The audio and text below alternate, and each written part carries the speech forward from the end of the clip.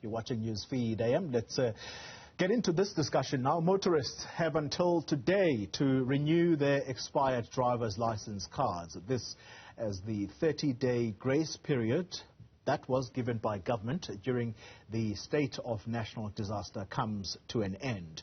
After numerous delays, the Transport Minister, Fikile Mbalula, you'll remember he announced last week that no further extensions will be granted. Joining me now is the Special Advisor at the Ministry of Transport, Lawrence Vengile, who speaks to us from Johannesburg. Mr. Vengile, thank you very much for your time. Can we start with whether or not, as the Ministry of Transport, you think that you have given people adequate time to renew the licenses, given that you have had hiccups from your end as well?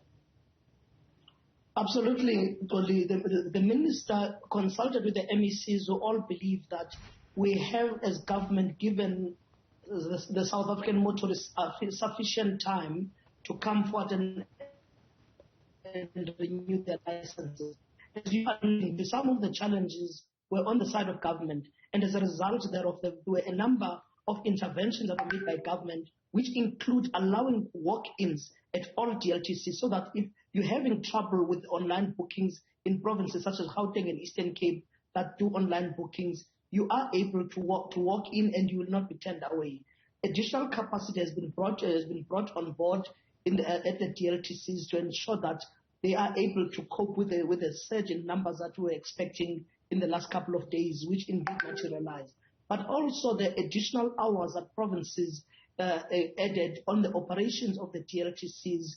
During the week, we added 2 additional hours for the DLTCs, and also many of them also operated during weekends, both on Saturday and on Sundays.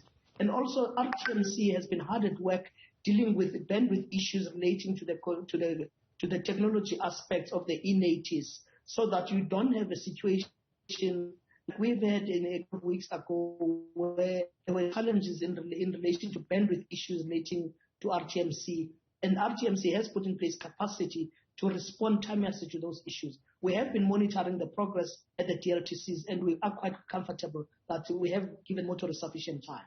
When did you start allowing walk-ins? Because some people have complained that trying to do this online has not been helpful.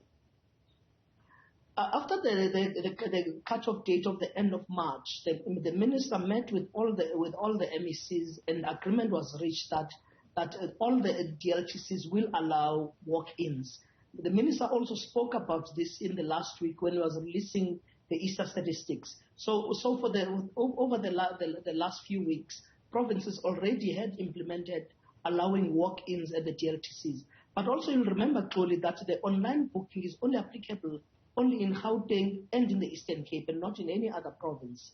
So particularly the challenge was mostly in Gauteng, and allowing walk-ins until the end of May has alleviated the kind of pressure that the DLTCs were facing.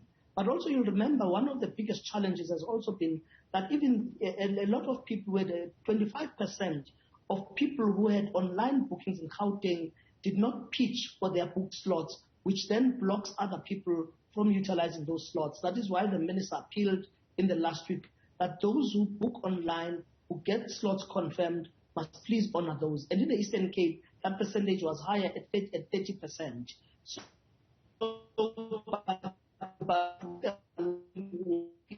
and it alleviates that pressure and the challenge of those who are not able to get slots when they try to book online.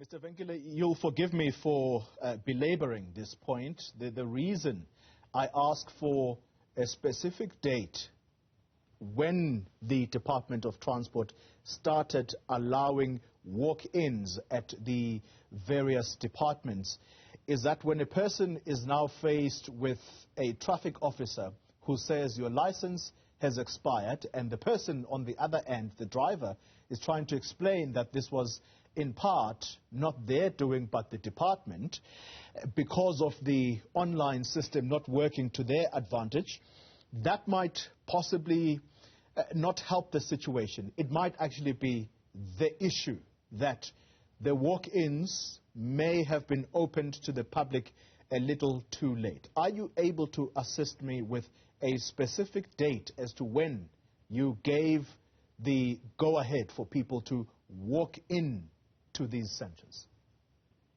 Remember, Colin, the dates would be different in different provinces because it's not the minister that regulates the LTCs, but rather the MECs.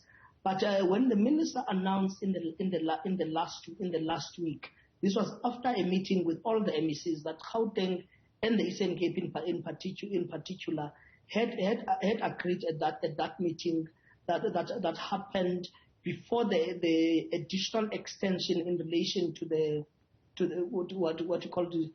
end of the disaster.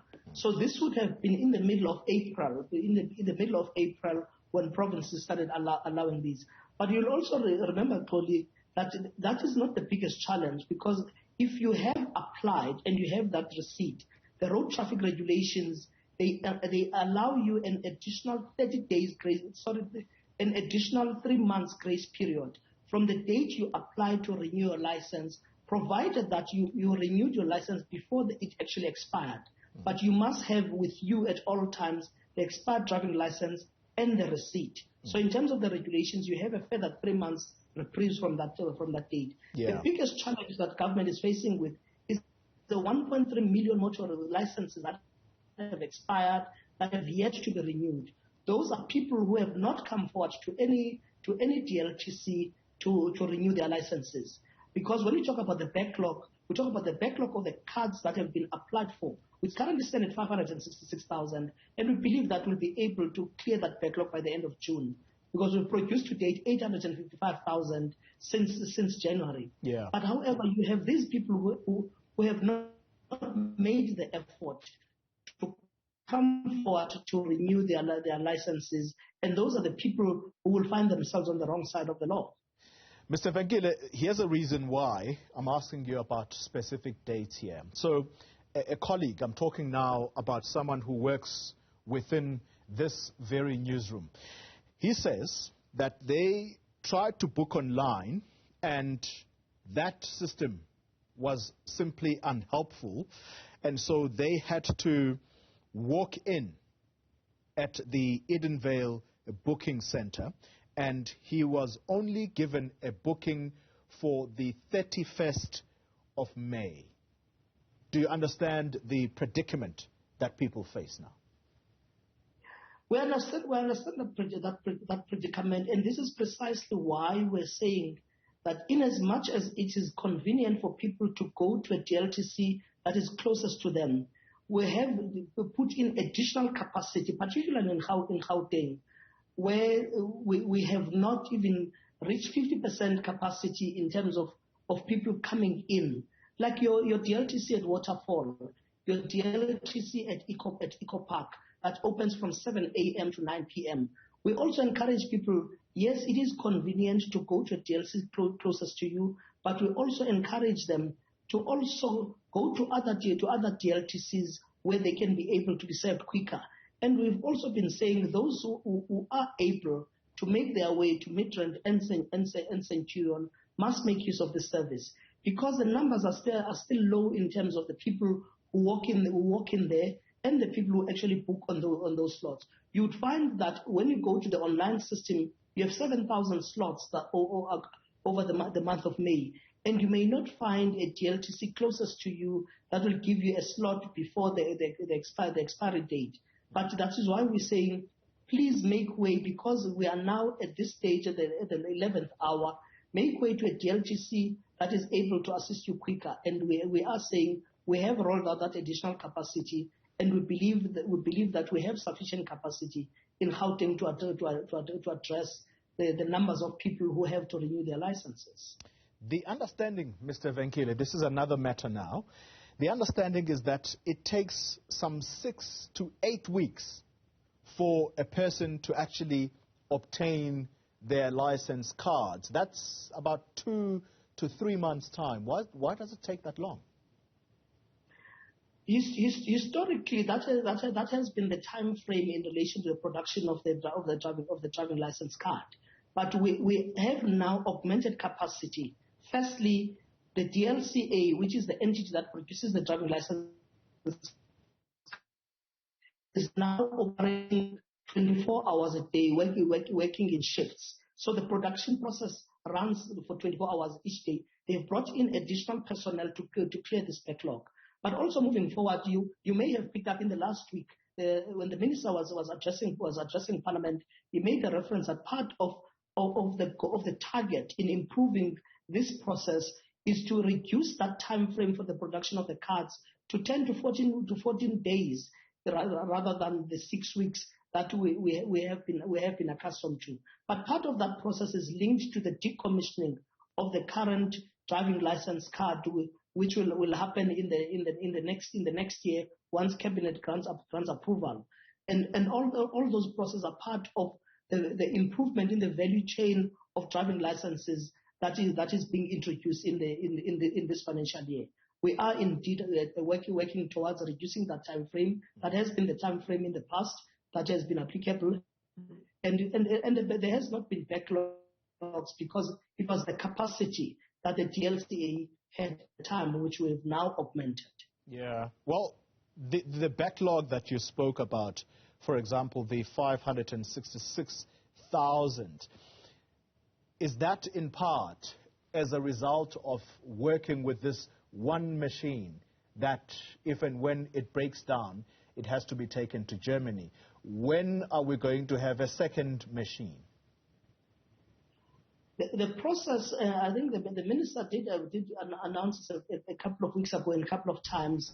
We are now in the process of phasing out this driving license card and introducing a new card that is compliant with international standards, which process is now before Cabinet.